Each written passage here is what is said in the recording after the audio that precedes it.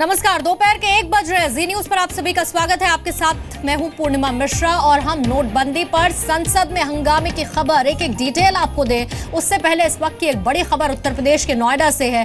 नोटबंदी हुई जिसके बाद बैंकों से फर्जी खातों का मिलना लगातार जारी है। नोएडा में एक्सिस बैंक की एक ब्रांच में सेक्टर 51 ब्रांच ये बताई जा रही है जिसमें 20 फर्जी कंपनीज के खाते मिले हैं। जांच एजेंसीज ने इस बात का यह भी खुलासा कर दिया है कि नोटबंदी के बाद से इन बोगस अकाउंट्स में 60 करोड़ की रकम जमा हुई है। जांच में यह भी पता चला है कि इन बोगस कंपनीज के ज्यादातर निदेशक मजदूर और छोटे तबके वाले हैं। इनकम टैक्स के छापे के बाद ब्रांच के बाहर मौजूद लोगों ने हंगामा भी किया, जिसकी तस्वीरें इस वक्त आप देख रहे हैं। ब्रांच के बाहर कई लोग पैसे निकालने के लिए कतार में खड़े थे। उसी दौरान ये छापेमार कार्रवाई।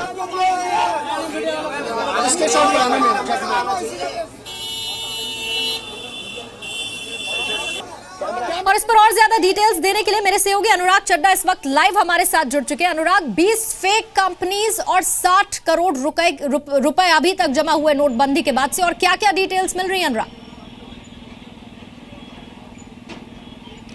देखिए पूर्णिमा, नोटबंदी के बाद जिन जिन बैंकों में करोड़ों रुपए जमा हो रहे थे या कुछ अकाउंट्स खोल रहे थे खातों पर, कंपनी के अकाउंट, उन अकाउंट्स पर इनकम टैक्स विभाग के साथ साथ ईडी की भी नजर थी। और उसमें नोएडा का जो सेक्टर 51 में एक्सिस बैंक है, यहाँ पर भी करीब करीब 20 ऐसे फर्जी अकाउंट खुले जिनकी सूचना इनकम टैक्स विभाग के पास पहुंची। और उसके बाद जब इनकम टैक्स विभाग की टीम ने जांच शुरू की तो ये पता चला कि कुछ कंपनियां बोगस तरीके से खरीदी गई और नोएडा के सेक्टर 51 में जो एक्सिस बैंक है यहाँ पर बोगस कंपनियों का अकाउंट खुला। और जैसे ही अकाउंट खुला तो तुरंत उसमें करोड़ों रुपए जमा होने शुरू हो गए। कुल मिलाकर 20 अकाउंट अभी तक यहाँ पर खुले हैं। और सबसे अहम बात यह है कि जो अकाउंट में डायरेक्टर दिखाए गए हैं उनकी आय का कोई बहुत बड़ा सोर्स नहीं है। वो मजदूर हैं या फिर किसी कंपनी में चपरासी के रूप में वो काम करते हैं, लेकिन उनके नाम पर करोड़ रुपया बैंकों में जमा किया गया। तो फिलहाल शुरुआती दौर में 7 करोड़ रुपए के आसपास बताया जा रहा था कि यहाँ पर रकम जमा हुई है, लेकिन उसके बाद 30 करोड़ रुपए का आंकड़ा बताया जा रहा है। फिलहाल इनकम टैक्स डिपार्टमेंट की जो टीम है लगातार बैंक के अंदर है और सूत्रों के मुताबिक कल रात से ही इनकम टैक्स विभाग की टीम नोएडा के सेक्टर 51 में जो एक्सिस बैंक है वो वहां पर आ गई थी और लगातार वो इस मामले में जांच कर रही थी। एक अपडेट ये भी मिला है कि अब से कुछ देर बाद यहाँ पर ईडी की टीम भी आएगी और ईडी की टीम भी कहीं ना कहीं ये जानने की कोशिश करेगी कि ये बोगस कंपनियां किसने खरीदी और किस तरीके से यहाँ पर फर्जी बैंक अकाउंट खुलवाए गए। और जो बैंक के मैनेजर हैं उनका इस पूरे मामले में काफी अहम रोल रहा है, क्योंकि जब भी कोई अकाउंट खुलता है तो उसमें तमाम तरह की जो कानूनी प्रक्रियाएं होती हैं उनका पालन करना होता है। लेकिन बैंक अधिकारी की मिलीभगत इसमें बताई जा रही है। फर्जी पेपर्स के जरिए फर्जी अकाउंट्स खोले गए। अनुराग, यानी कि आप ये सीधे कह रहे हैं कि ये जो रकम है ये काला धन है जिसे सफेद करने के लिए छोटे लोगों के नाम पे, जो मजदूर हैं उनके नाम पर अकाउंट्स खोल दिए गए ताकि इस पैसे को व्हाइट दिखाया जा सके। अनुराग, कुछ लोग बाहर भी मौजूद है, हंगामा भी हो रहा है, इस तरह की डिटेल्स भी मिल रही है ईडी की टीम पहुंचने से पहले ही।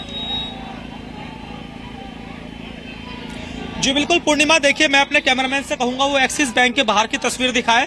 यहाँ पर जो लोग हैं वो काफी संख्या में जमा है, क्योंकि लोगों का रूटीन अब बन गया है कि जो उनको अपने रोजाना के कामकाज के लिए बैंकों से पैसा निकालना होता है, लेकिन जो कि बैंक के जो अधिकारी हैं वो करप्शन में लिप्त हैं, इसलिए आम जनता को पैसा नहीं मिल पा रहा। जैसे ही इन लोगों को पता चला कि इनकम टैक्स डिपार्टमेंट की टीम अंदर है और जो बैंक के अधिकारी हैं वो एक बड़े घपले में शामिल हैं, तो उन्होंने यहाँ पर हंगामा करना शुरू कर दिया। लोगों का कहना है कि ऐसे जो बैंक अधिकारी हैं उनके खिलाफ कार्रवाई होनी चाहिए, साथ ही साथ जिन्होंने ब्लैक मनी जमा की है एक्सिस बैंक के अंदर उन लोगों के खिलाफ भी कार्रवाई होनी चाहिए। फिलहाल लोगों में इस बात की खुशी भी है कि कम से कम इनकम टैक्स विभाग की टीम, जो ब्लैक मनी का लोग यूज करने वाले लोग हैं, जो ब्लैक मनी को व्हाइट करने में लगे हैं, उनके खिलाफ कार्रवाई हो रही है। लेकिन साथ ही साथ लोगों को जो परेशानी हो रही है उसके लिए भी वो बैंक वालों को ही जिम्मेदार ठहरा रहे हैं। बिल्कुल अनुराग, परेशानी होगी भी क्योंकि इन लोगों का यह पैसा है और इन्हें लंबी लंबी कतारों में लगना पड़ रहा है, लेकिन अंदर लोग किस तरह से घपलेबाजी करके, करप्शन करके अपने काले धन को सफेद करवाने में लगे हुए हैं, जिस पर इनकम टैक्स डिपार्टमेंट रेड मार चुकी है। ईडी की टीम पहुंचने वाली है।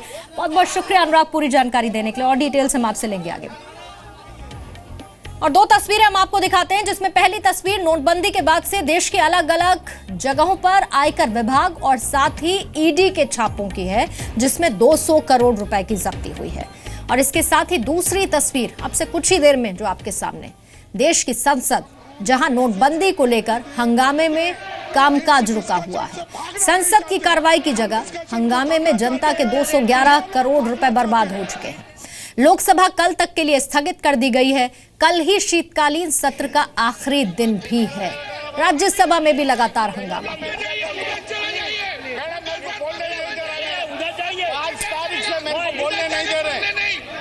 तो लोकसभा में आज भी कांग्रेस ने आरोप लगाया कि वो हमेशा से चर्चा के लिए तैयार है, लेकिन सरकार है जो चर्चा नहीं चाहती। तो बीजेपी ने आरोप लगाया कि कांग्रेस शुरू से चर्चा नहीं करना चाहती और संसद की कार्रवाई को चलने नहीं दे रही है। 16 नवंबर से ये कोशिश कर रहे हैं कि सदन में डिमोनेटाइजेशन पर चर्चा हो, इसीलिए हम रूल 56 के तहत भी दिए। जब उसको नकारा गया, रूल 184 में दिया गया, उसको भी नकारा गया। फिर बाद में हमने ये तय किया, आप जैसा कहते हैं विदाउट रूल हम डिस्कशन के लिए तैयार हैं, आज और अभी इसी वक्त तैयार हैं। इसीलिए हम ये चाहते हैं कि हम डिस्कशन के लिए तैयार हैं।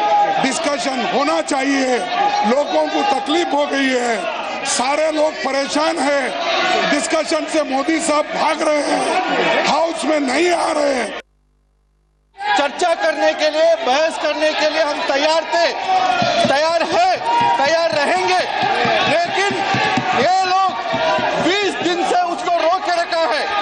और यदि हम नोटबंदी के बारे में मुहिम शुरू किया है, काले धन के खिलाफ मुहिम शुरू किया है, ये कांग्रेस पार्टी नोट जुगाड़ में लगी हुई है। AICC all India Congress committee के कचहरी से उतना ही नहीं है मैडम, कल और एक पोल खोल हुआ है। हम चर्चा से भाग नहीं रहे हैं। यदि भाग रहे हैं राहुल गांधी भाग रहे हैं, यदि भाग रही है कांग्रेस पार्टी भाग रही है, या भाग रही है विपक्ष भाग रही है चर्चा से। और कांग्रेस नेता ज्योतिरादित्य सिंधिया ने कहा है कि लोकसभा की कार्रवाई नहीं चलने के लिए सरकार जिम्मेदार है। वास्तविकता ये है कि ये सरकार इस चर्चा से भाग रही है। ये सरकार राहुल जी की आवाज से डर चुकी है, क्योंकि जनता की आवाज वे सुनाना चाहते हैं संसद के अंदर, और ये सरकार जनता की आवाज नहीं सुनना चाहती। लेकिन सरकार को चेतावनी हम देना चाहते हैं कि अगर लोकतंत्र में जनता की आवाज को घुटाया जाएगा, इसका जवाब जनता स्वयं इस सरकार को चुनाव के तहत जरूर देगी। और जेडीयू नेता शरद यादव ने कहा कि नोटबंदी से जनता परेशान है, लेकिन सरकार को इसकी कोई फिक्र ही नहीं। डिमोनेटाइजेशन के चलते खाद, बीज, पेस्टिसाइड ये कुछ नहीं मिल रहा।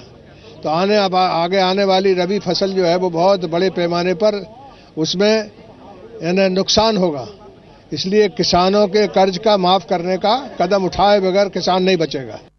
तो नोटबंदी को लेकर बीएसपी सुप्रीमो मायावती ने फिर से सरकार पर अटैक किया। मायावती ने कहा कि नोटबंदी से गरीब मजदूर को सबसे ज्यादा नुकसान हुआ। मायावती ने कहा कि ये नोटबंदी नहीं, नरकबंदी।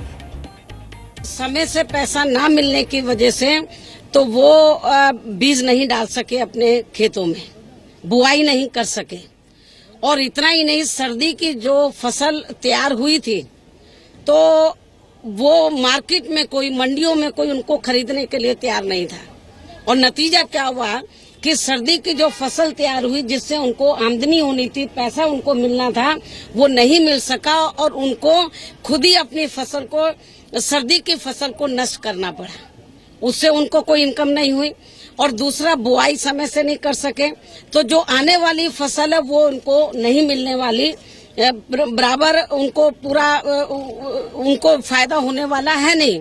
तो इसलिए मेरा केंद्र की सरकार से ये कहना है कि पूरे देश में जो किसान लोग नोटबंदी से प्रभावित हुए हैं, तो इनके ऊपर जो कर्जा है उस कर्जे को माफ कर देना चाहिए।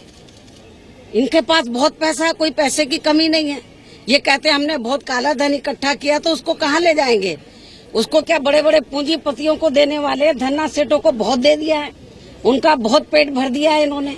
अब कम से कम जो गरीब लोग हैं, मजदूर लोग हैं, किसान लोग हैं, उनका भी सोचना चाहिए। तो राहुल गांधी लगातार सरकार पर अटैक कर रहे हैं। ऐसे में सुब्रमण्यम स्वामी ने राहुल गांधी को सलाह दी।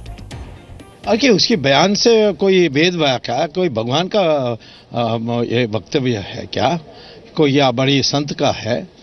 कोई आधार तो दे, या कोर्ट में जाकर केस फाइल करें जैसे मैंने किया। कौन होता है राहुल गांधी इस पर बोलने के लिए, जब वो खुद एक केस में गिरफ्तार होकर बेल लेकर आज बाहर है? उसका क्या क्रेडिबिलिटी हो सकती है?